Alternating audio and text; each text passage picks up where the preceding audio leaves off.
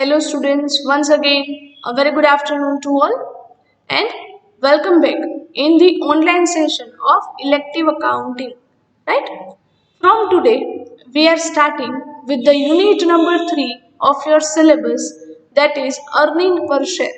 આજથી આપણે unit number 3 એ start કરીએ છીએ. Unit number 1 was branch accounting, unit number 2 was alteration of share capital, and now the unit number 3 is earning per share. As far as the theoretical topics are considered, we need to discuss the following topics. You can see over here.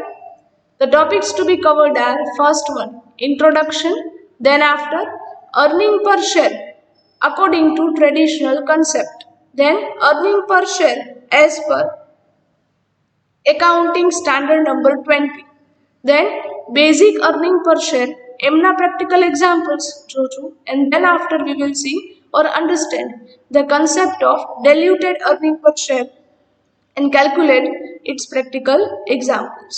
Right?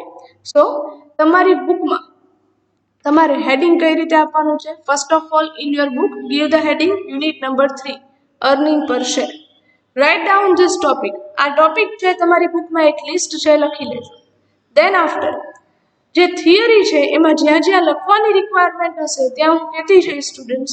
Otherwise all other things or theory R available in your text book. બંને ટાઈપની text બુકમાં available છે. Right? Okay. First one is introduction. Right? Pay attention. Now students, from the name itself, earning per share. Earning means income.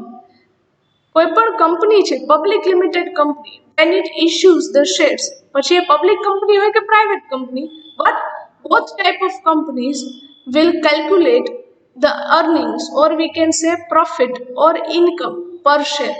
કે એમણે જે shares issue કરેલા છે, પછી એ માર્કેટમાં હોય કે કંપનીમાં જ ઇન્ટરનલ ઇશ્યુ કરેલા હોય, પણ જ્યારે એ શેર્સ ઇશ્યુ કરે છે કોઈ પણ કંપની, એસ્પેશિયલી ઇક્વિટી શેર્સ, જ્યારે ઇક્વિટી શેર્સ ઇશ્યુ થાય છે ત્યારે એમની પર શેર કંપનીની અર્નિંગ શું છે, ઇન્કમ શું છે એ જાણવા માટે અર્નિંગ પર શેર એટલે કે EPS એ કન્સેપ્ટ છે ડેવલપ થયેલ છે. Right? Read the paragraph. Various ratios are calculated in management accounting. Students, અત્યારે તમે સ્ટડી કરો જ છો કે મેનેજમેન્ટ અકાઉન્ટિંગ સબ્જેક્ટમાં તમે રેશિયો એનાલિસિસ આખું યુનિટ છે સ્ટડી કરો છો. Right? in which you are calculating the various types of ratios like profitability ratios, performance ratios, then return on capital ratios, etc. Right? આ બધા ratios તમે calculate કેમ કરો છો? Why there is a need of such ratios which evaluate the performance and profitability of company having the share capital. એમનું કામ શું છે? For the evaluation. Evaluation કરવું means મૂલ્યાંકન કરવું. For what? It evaluates the performance. કે કંપનીનું performance કેવું છે, કંપનીની પ્રોફિટેબિલિટી કેવી છે એ જાણવા માટે તમે અલગ અલગ રેશિયોઝ છે એ કેલ્ક્યુલેટ કરો છો. Mainly it includes the ratios like return on owners fund, return on capital employed, etcetera. Almost main ratios અમુક એમાં તમે જોઈ શકતા હશો કે રિટર્ન ઓન ઓનર્સ ફંડ, ઓનર્સના જે ફંડ છે એટલે કે ઇક્વિટી શેર હોલ્ડર્સ છે એમને કેટલું રિટર્ન મળે છે. Return on capital employed, capital employed means જેટલી કેપિટલ તમારી કંપનીમાં ઇન્વેસ્ટ થયેલ છે એમના ઉપર રિટર્ન કેટલું છે, એટસેટ્રા. તો આ રીતે તમે ઘણા બધા અલગ અલગ રેશિયોઝ, નેટ પ્રોફિટ રેશિયો હોય, લિક્વિડિટી રેશિયો છે, ક્વિક રેશિયો છે, એ બધા રેશિયોઝ છે ફાઇન્ડ આઉટ કરો છો. But it is important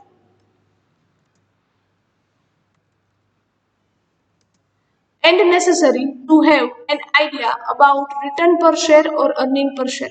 But students, any company must have the clear picture that કે એ કંપનીના જે નંબર ઓફ શેર્સ ઇશ્યુડ છે તો એ પર શેર એમની અર્નિંગ કેટલી છે, પર શેર એમનો પ્રોફિટ છે એ કેટલો છે. રાઈટ? સો રિટર્ન પર શેર, જેને આપણે શું કહીએ છીએ કે પર શેર રિટર્ન કેટલું મળે છે અથવા તો પર શેર અર્નિંગ ઇન્કમ શું છે એ જાણવું જરૂરી છે. So earning per share is an important financial ratio which gives clear idea about the earnings of the company. So we can say EPS. EPS means earning per share. EPS is useful and helpful and information ratio for the shareholders and other investors of the company. Right? EPS છે earning per share ratio એ useful કોના માટે છે? Generally it is useful for the shareholders. કંપનીના જે equity share holders છે એમના માટે આ રેશિયો ખૂબ જ ઇમ્પોર્ટન્ટ છે. વાય? બિકોઝ એમને ખ્યાલ આવે કે સપોઝ ટીના એક શેર હોલ્ડર છે એક કંપનીમાં ટીના, રાઈટ? એ ટીનાએ કંપનીના 20 શેર્સ છે પરચેસ કરેલા છે. તો એ 20 શેર્સ જે એના અમાઉન્ટ એમણે એમાં ઇન્વેસ્ટ કરેલા છે તો એમના પર શેર અર્નિંગ કેટલી થાય છે, રાઈટ? એમને પર શેર કેટલી ઇન્કમ મળે છે એવરી યર એ જાણવું એમના માટે ઇમ્પોર્ટન્ટ છે. સો શેર હોલ્ડર્સ હોય કે કંપનીમાં કોઈ પણ ઇન્વેસ્ટર્સ છે એમને પણ અર્નિંગ પર શેર છે એ આઈડિયા હોવો જોઈએ. ઇટ વિલ બી યુઝફુલ કે હવે ઇન્વેસ્ટર્સ છે તો એમને હવે ફર્ધર એ કંપનીમાં ઇન્વેસ્ટમેન્ટ કરવું કે નહીં. જે કંપનીના EPS એ બહુ લોઅર હોય, અર્નિંગ પર શેર ખૂબ જ લોઅર હોય, એ કંપનીમાં ઇન્વેસ્ટમેન્ટ કરવું શું થઈ જાય ઇન્વેસ્ટર માટે રિસ્કી, રાઈટ? અને જે કંપનીના EPS earning per share high છે તો એ કંપનીમાં ઇન્વેસ્ટમેન્ટ કરવું કંપની ઇન્વેસ્ટર માટે પણ શું છે profitable, right? So this is the basic introduction part. In short students, EPS છે એ વન ટાઈપ ઓફ રેશિયો છે, right? Okay. Next is EPS earning per share as per traditional concept. જે EPS નો old concept હતો સ્ટુડન્ટ્સ, જૂનો concept, traditional concept જેને આપણે કહીએ છીએ, એ કન્સેપ્ટ પ્રમાણે EPS નો મીનિંગ શું થાય? The basic meaning of EPS means how much company earns per share or company's ability to return per equity છે. ટ્રેડિશનલ કન્સેપ્ટ પ્રમાણે EPS નો મીનિંગ શું છે કે પર શેર કોઈ પણ કંપની કેટલું અર્ન કરે છે, કંપનીની પર શેર અર્નિંગ શું છે, અથવા તો પર શેર કંપની શેર હોલ્ડર્સને કેટલું રિટર્ન આપી શકે છે એ જાણવા માટે EPS છે કેલ્ક્યુલેટ થાય. So according to the traditional concept of EPS it is calculated. Okay, traditional concept પ્રમાણે EPS કેલ્ક્યુલેટ કઈ રીતે થાય? It is calculated by dividing the profit attributable to equity shareholders into bracket divisible profit by number of equity shares. કઈ રીતે calculate થાય? તો કે એમના ડિવિઝિબલ પ્રોફિટને, કંપનીના ડિવિઝિબલ પ્રોફિટને તમે નંબર ઓફ ઇક્વિટી શેર્સથી શું કરો છો? ડિવાઈડ. કઈ રીતે? Let's see the formula. Formula જોઈએ. The formula is as under. Students યાદ રાખજો, આ જે ફોર્મ્યુલા છે એ શેની છે? EPS but as per traditional concept. Traditional concept પ્રમાણેની ફોર્મ્યુલા છે, right? So here you can write down, અહીંયા રાઇટ ડાઉન કરજો, લખી નાખજો. As per traditional concept. તમને ટ્રેડિશનલ કન્સેપ્ટ પ્રમાણેની ફોર્મ્યુલા છે આપેલ છે, right? Okay. So EPS as per traditional concept એ કેલ્ક્યુલેટ કઈ રીતે થાય? It equals to divisible profit divide by number of equity shares. હવે સ્ટુડન્ટ્સ તમને ખ્યાલ આવે કે આ ડિવિઝિબલ પ્રોફિટ એટલે શું? તો એ કેલ્ક્યુલેટ કરવા માટે પણ એક ફોર્મેટ છે તમારે ફોલો કરવાનું છે. એક આપણે પહેલા તો એનું સિમ્પલ એક્ઝામ્પલ છે જોઈ લઈએ. For example, a companies share capital is ₹10 lakhs, equity share of ₹10 each, and profit attributable to equity shareholder is ₹1 lakh. Students હું અહીંયા એક વર્ડ યુઝ કરું છું, બરાબર ધ્યાન આપજો. Profit attributable to equity share holders. That means કે equity શેર હોલ્ડર્સને કેટલો પ્રોફિટ મળે છે, બીજા એક પણ ને નહીં પણ ઇક્વિટી શેર હોલ્ડર્સનો પ્રોફિટ કેટલો છે, તો એને શું કહેવાય? Profit attributable to equity share holders, જેનું બીજું નામ શું છે? Divisible profit. હવે ખ્યાલ આવે, રાઈટ? અહીંયા શું લખે છે? કંપનીની શેર કેપિટલ છે 10 lakh rupees, per share price 10 rupees, and profit attributable to equity share holders means આ કયો પ્રોફિટ છે? Divisible profit is ₹1 lakh. તો કેલ્ક્યુલેશન કઈ રીતે કરશું? So EPS as per traditional concept equals to formula લખો પહેલા divisible profit divided by number of equity shares. Divisible profit is already given 1 lakh rupees upon number of equity shares. આ જે તમને આપે છે 10 lakh rupees એ શેર્સના amount છે, number of shares નથી. Number of shares કઈ રીતે મળે? તો કે ટોટલ અમાઉન્ટ ડિવાઈડ બાય પર share price 10 lakhs divided by 10. So number of equity shares કેટલા થાય સ્ટુડન્ટ્સ? 1 lakh equity shares. આ સમજાય છે? અહીંયા તમારે ઇક્વિટી શેર્સના નંબર લખવાના છે, નહીં કે amount. So per share EPS will come 10 rupees. 10 rupees per share EPS. Right? ચલો આ ખ્યાલ આવે. આ કેલ્ક્યુલેશન છે EPS as per traditional concept. Right? હવે as I told you earlier, આ ક્વેશ્ચનમાં તો આ એક્ઝામ્પલમાં તો તમને ડિવિઝિબલ પ્રોફિટ ડાયરેક્ટલી આપેલ છે, બટ હરેક વખતે એવું બનશે નહીં. તમારે ડિવિઝિબલ પ્રોફિટ પહેલા ફાઇન્ડ આઉટ કરવો પડશે. તો આપણો નેક્સ્ટ ટોપિક છે how to calculate the divisible profit. Divisible profit calculate કઈ રીતે કરવું, તો એના માટેનું આ ફોર્મેટ છે સ્ટુડન્ટ્સ. ભૂલ્યા વગર તમારી બુકમાં આ ફોર્મેટ છે એ લખી નાખજો. રાઈટ? હવે તમને કહું છું કે તમારે કઈ રીતે લખવાનું છે. તમારી બુકમાં પહેલા હેડિંગ આપજો યુનિટ નંબર 3, પછી આ ટોપિકનું લિસ્ટ છે એ લખી નાખજો.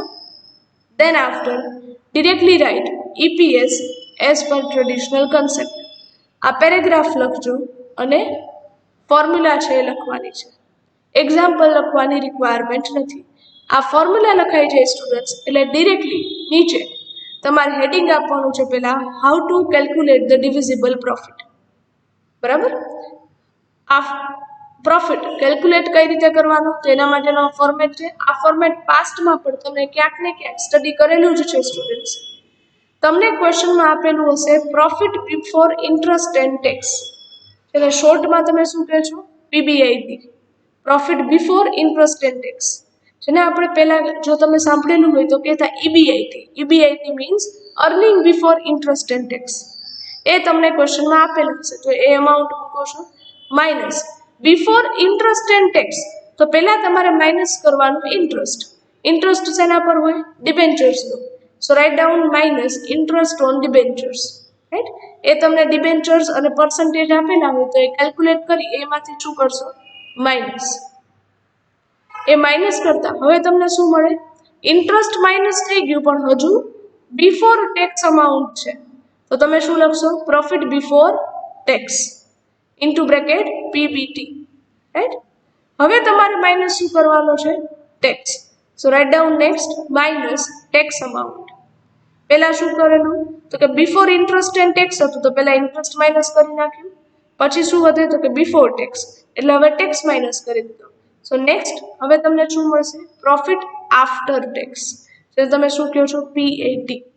ચલો અહીં સુધી ખ્યાલ આવે? રાઈટ? હવે તમારે લાસ્ટમાં એમાંથી માઇનસ કરવાનું છે dividend on preference shares. Debenture હોલ્ડર્સને ઇન્ટરેસ્ટ આપી દીધું, ગવર્મેન્ટને ટેક્સ પે કરી દીધો, પછી તમારે ટર્ન લેવાનો પ્રેફરન્સ શેર હોલ્ડર્સનો. રાઈટ? તો પ્રેફરન્સ શેર હોલ્ડર્સનું ડિવિડન્ડ હોય તો એ પહેલા પે થાય, તો એ માઇનસ કરો છો, એટલે તમને લાસ્ટમાં મળે છે ડિવિઝિબલ પ્રોફિટ. આ જે પ્રોફિટ છે એ હવે તમારે તમારા ઇક્વિટી શેર હોલ્ડર્સ વચ્ચે ડિસ્ટ્રીબ્યુટ થાય. સૌથી છેલ્લે ઇક્વિટી શેર હોલ્ડર્સનો ટર્ન આવે. એ પ્રોફિટ કયો હોય? Divisible profit. ચલો આ ફોર્મેટ યાદ રહીએ સ્ટુડન્ટ્સ. આ ફોર્મેટ આવડશે તો જ આગળના બધા સમ્સ છે ક્લિયર થશે. એટલે આ ફોર્મેટ ખાસ તમારી બુકમાં નોટ ડાઉન કરજો, લખી નાખજો. રાઈટ? ઓકે, નેક્સ્ટ સ્ટુડન્ટ્સ આ વાત કરીએ આપણે ટ્રેડિશનલ કન્સેપ્ટની. હવે વાત કરીએ છીએ earning per share as per Indian accounting standard number 20.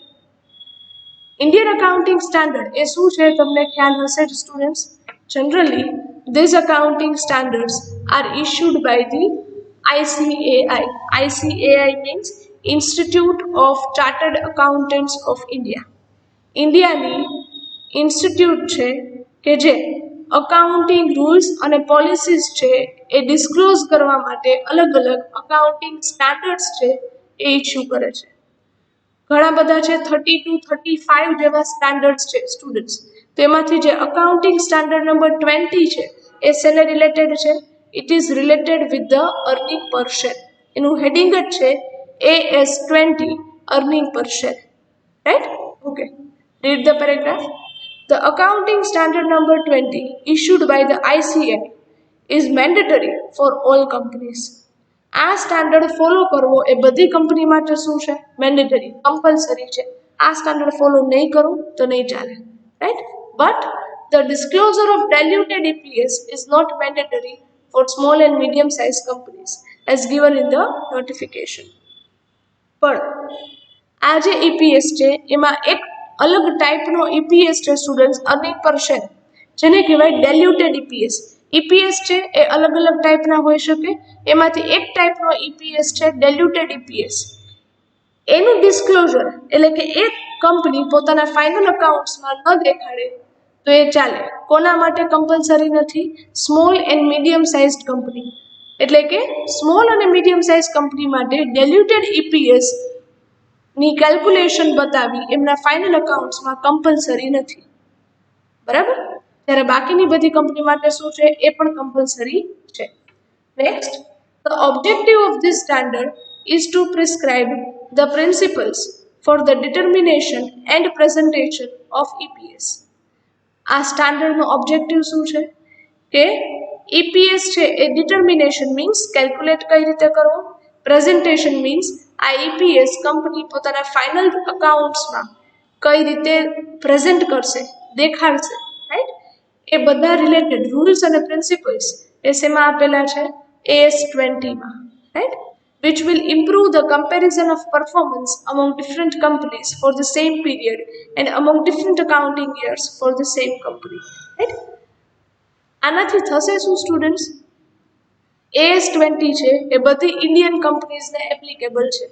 એટલે AS20 ને ફોલો કરીને જ તમારે EPS છે કેલ્ક્યુલેટ કરવાનું, એ જ ફોર્મ્યુલા યુઝ કરીને, અને એ જ પ્રમાણે તમારા ફાઇનલ અકાઉન્ટ્સમાં એ EPS છે એને પ્રેઝન્ટ કરવાનો છે, દેખાડવાનો. રાઈટ?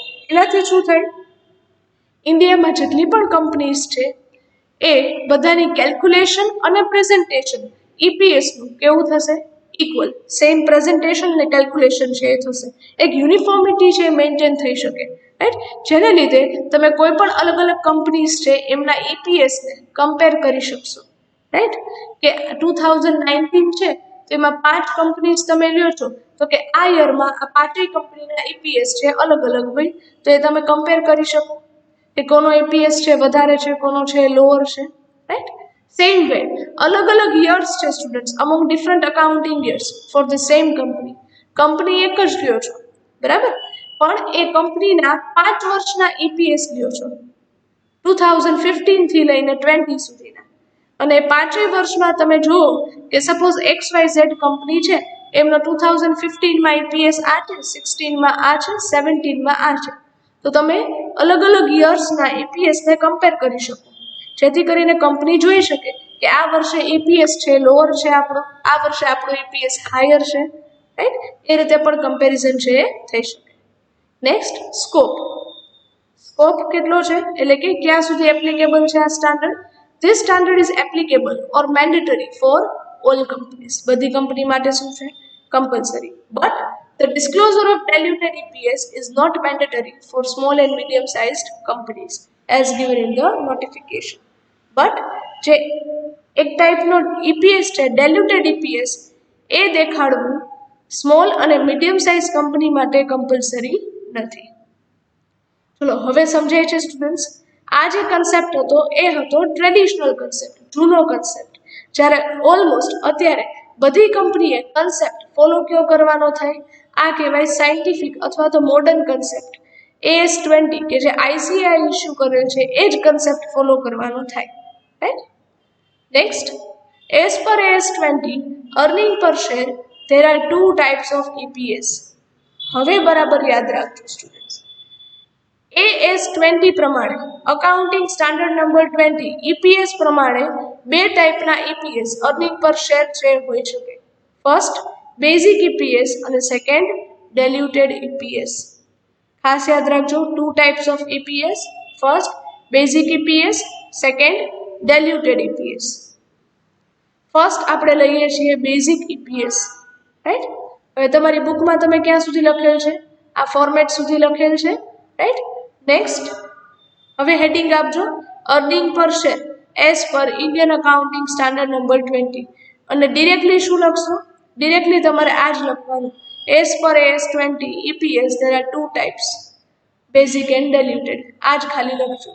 અને હવે અહીંથી જે પણ લખાવેલું છે સ્ટુડન્ટ્સ, એ બધું તમારે લખવાનું છે. ફર્સ્ટ આપણે લઈએ છીએ બેઝિક EPS.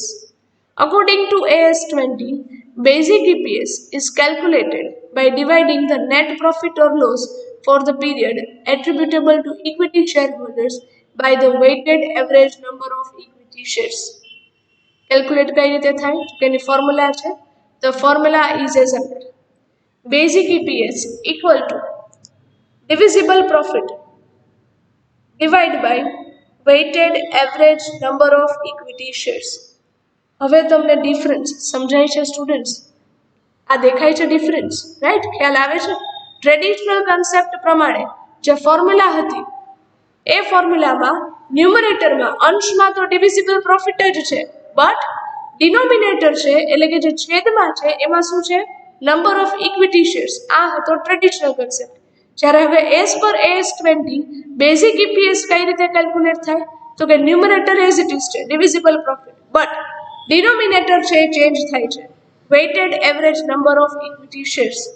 તો જ્યારે તમને ક્વેશ્ચનમાં કહે છે કે calculate the EPS or calculate the basic EPS as per AS20, તમને ક્વેશ્ચનમાં આપે એટલે તમારે ફોર્મ્યુલા કઈ મૂકવાની? This one, right. Next point લખજો, હિયર ધ ડિવિઝિબલ પ્રોફિટ એટલે કે numerator is calculated as per the format given above. A calculate કઈ રીતે કરશો? તો કે તમને ઉપર જે રીતે ફોર્મેટ આપેલ છે એ રીતે. ફોર્મેટ કેવું? આ ધીસ ફોર્મેટ, રાઈટ. આ ફોર્મેટ બધામાં એપ્લિકેબલ રહેશે, એટલે આ ફોર્મેટ ખાસ આવડવું જોઈએ. નેક્સ્ટ હવે વાત કરીએ ડિનોમિનેટરની, કે આ કેમ મળે? Weighted average number of equity shares are calculated by different ways in different situations. એ અલગ અલગ રીતે ફાઇન્ડ આઉટ થાય. જે પ્રમાણેની સિચ્યુએશન છે એ પ્રમાણે અલગ અલગ રીતે એ weighted average number of equity shares છે એ કેલ્ક્યુલેટ થાય. આપણે પહેલા જે સમ્સ કેલ્ક્યુલેટ કરશું એ હશે બેઝિક EPS ના. ચલો અહીં સુધી ક્લિયર સ્ટુડન્ટ્સ? આ સમજાય છે? ઓકે, અહીં સુધી તમે બુકમાં લખો છો. નેક્સ્ટ હવે તમારે હેડિંગ આપવાનું છે, ways of calculating the weighted average number of equity shares for basic EPS. હવે સ્ટુડન્ટ્સ કન્ફ્યુઝ ન થતા આપણે હવે સમ્સ કેલ્ક્યુલેટ શેના કરીએ છીએ? તો કે તમારો જે બેઝિક EPS છે એઝ પર AS20, એમાં જે ન્યુમરેટર છે weighted average, denominator weighted average number of equity shares, એ કઈ રીતે મળે એના માટેના સમ્સ કેલ્ક્યુલેટ કરીએ છીએ. આ સમજાય છે? એટલે હવે તમારે હેડિંગ આપવાનું છે, ways of calculating the weighted average number of equity shares. Paragraph read કરો. As per AS20 for the calculation of basic EPS. જો તમારે AS20 પ્રમાણે બેઝિક EPS કેલ્ક્યુલેટ કરવો છે, there is a requirement of weighted average number of equity shares. તમારે એના માટે શું જોશે? weighted average number of equity shares. The calculation of this is tough and requires perfect accuracy.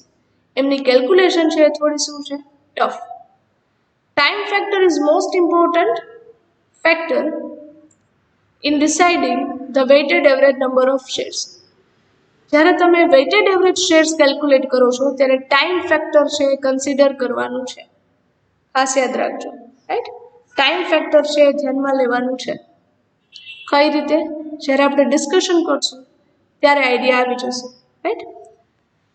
તમારે અલગ અલગ 5 મેથડ્સથી 5 વેઝથી weighted average number of equity shares find out કરવાના છે. કે આ સિચ્યુએશન હોય, ફર્સ્ટ સિચ્યુએશન ત્યારે કઈ રીતે થાય, સેકન્ડ સિચ્યુએશન હોય ત્યારે કઈ રીતે થાય. ફર્સ્ટ છે when share is partly paid up, જ્યારે કંપનીના શેર્સ છે એ પાર્ટલી પેડ અપ હોય આ સિચ્યુએશન હોય. ત્યારે weighted average number of shares કઈ રીતે મળે. Second, when capital structure includes equity shares of different face value.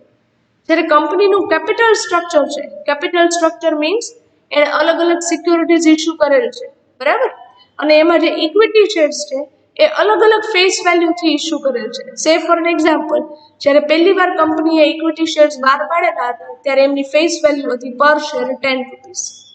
પછી 2 વર્ષ પછી જ્યારે કંપની ઇક્વિટી શેર્સ બહાર પાડે છે ત્યારે એમની ફેસ વેલ્યુ છે પર share 100 rupees.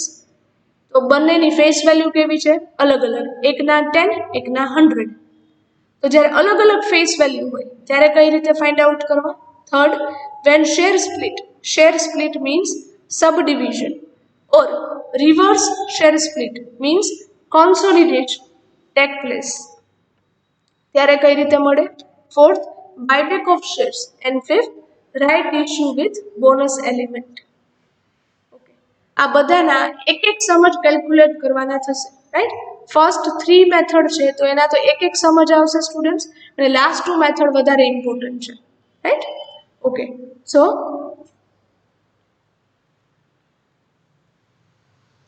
From the next session we will start with this methods. ત્યાં સુધી તમારી બુકમાં જેટલી પણ થિયરી કીધેલ છે એ વ્યવસ્થિત રીતે નોટ ડાઉન કરી લેજો. So here with this we are ending up our this session. Thank you very much and have a nice day.